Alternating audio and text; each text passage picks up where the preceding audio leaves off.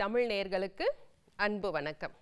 நாம இன்றைக்கு நம்ம வீட்டில் அதிகமாக பயன்படுத்துகிற நமக்கு ரொம்ப நல்லா தெரிஞ்ச கறிவேப்பிலை பற்றிய சில ஆயுர்வேத குறிப்புகளை தெரிஞ்சுக்கலாம். கறிவேப்பிலை இது நம்ம வீட்டில் எப்பொழுதுமே அன்றாடம் பயன்படுத்துகிற பொருள். இது ஆயுர்வேதத்தில் என்ன சொல்லியிருக்காங்கன்றதை பார்ப்போம். இதனுடைய சுவை பார்த்தீங்கன்னா கசப்பு, துவர்ப்பு, கடைசியாக சற்றே இனிப்பு சுவை கொண்டது.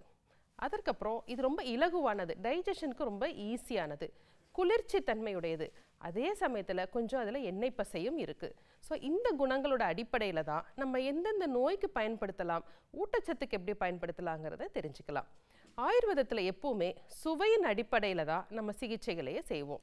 இதில் கசப்பு, துவர்ப்பு இருக்கனால நம்ம 3 தோஷங்களில் கஃபத்தை ரொம்ப நல்லா கட்டுப்படுத்தும். அப்போ கஃப நோய்களான நம்மளுடைய உடல் பருமன், கல்லீரல் வீக்கம், ஏன் சர்க்கரை நோயை கட்டுப்படுத்துவதில் இது ஒரு சிறந்த பயனுள்ளதாக இருக்குது. இந்த கசப்பு சுவை காரணமாக குடல் கிருமிகளையும் இது நல்லா நீக்குது. மேலும் பார்த்தீங்கன்னா இதனுடைய குளிர்ச்சி தன்மை இருக்கனால பித்தம் சார்ந்த நோய்களுக்கு இது ஒரு சிறந்த மருந்து. பொதுவாகவே தோல் நோய்கள் வந்தால் ஆரம்பத்தில் நம்ம என்ன பண்ணுவோம்னா கசப்பு சுவையுடைய கஷாயங்களை கொடுப்போம். அதன் பிறகு அந்த தோல் மென்மையாக இருக்கணும், நல்ல திசுக்கள் வளரணும்னா அதுக்கு ஊட்டச்சத்தான கசப்பு சுவையுடைய உணவை தேர்ந்தெடுப்போம். அந்த அடிப்படையில் கறிவேப்பிலை ரொம்ப நல்ல பயனுடையதாக இருக்குது. இது மட்டும் இல்லைங்க, இதற்கு உடலின் நச்சு கிருமிகளையும் நச்சுத்தன்மையும் நீக்கிற ப்ராப்பர்ட்டி இருக்குது. இரிட்டபிள் பவல் சிண்ட்ரோம் அப்படிங்கிற ஒரு பிரச்சனை இருக்குது. அடிக்கடி மலம் கழித்தல் அல்லது மலம் போகாமல் கஷ்டப்படுவாங்க, செரிமானம் இல்லாமல் கஷ்டப்படுவாங்க. இந்த மாதிரியான பிரச்சனையில் இந்த கறிவேப்பிலை ரொம்ப நல்ல சிறந்த மருந்து.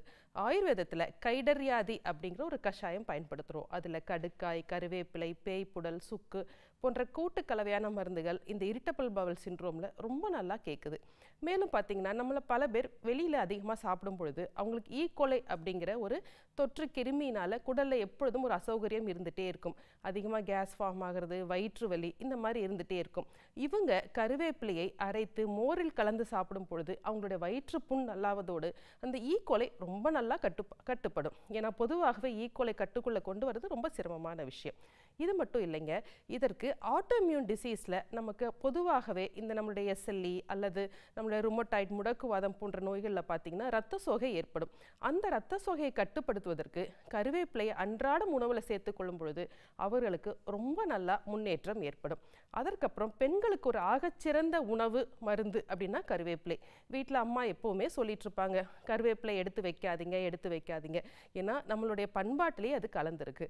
மாதவிடாய் காலத்தில் பெண்களுக்கு அதிகமான உதிரப்போக்கு இருக்கும் பொழுது அவங்களுக்கு இரத்த சோகை ஏற்பட வாய்ப்பு இருக்குது.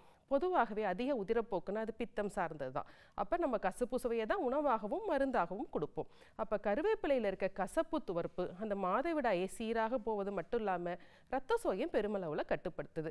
ஏன் மாதவிடாய் நின்ற பிறகு பெண்களுக்கு உடலில் கால்சியம் சத்து ரொம்ப குறைஞ்சி ரொம்ப சோர்வாயிருவாங்க.